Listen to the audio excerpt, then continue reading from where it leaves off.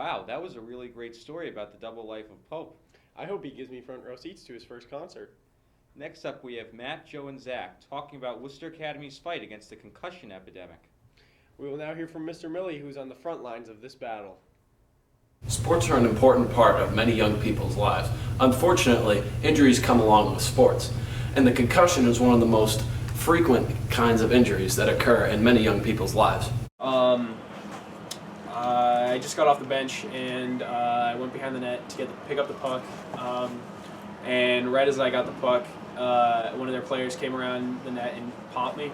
And I rocked back, and I knew my belt was wrong. I didn't think I was concussed, so I just kept playing. So after the game, I had a headache. I didn't think it was that bad. I thought it was just normal. But then my mom noticed that, so she was asking me questions about the game.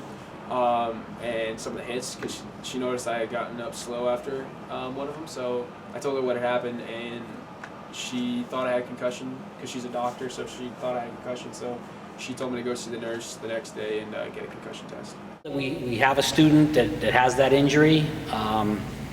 Sometimes we involve the school's family physician, or if we feel there's a need, we recommend that they see a doctor. Always necessary. If we feel someone has that injury, the first thing that we do is we require them to get some rest, and that's cognitive rest, physical rest, emotional rest. It's often recommended they stay home from school for a day or two just to help their symptoms go away, because that's basically the best way to help things get better, is just be away from stimulus, things at school, sporting activities, things like that. If I want to guess, over the school year last year, both within our interscholastic athletic teams and then injuries that happen outside of that, we probably saw 20 to 25 kids that suffered head injuries last year.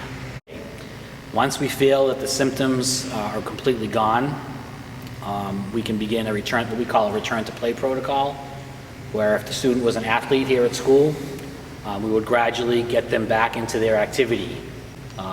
Over a series of few days, gradually increasing their exertion levels, for example, making sure that they don't have any symptoms that come from that. For example, if we had somebody on their first day back go upstairs and ride the exercise bike for 10 minutes, and all of a sudden, as a result of that, they got symptoms again, and we would probably stop and have them rest until those symptoms go away.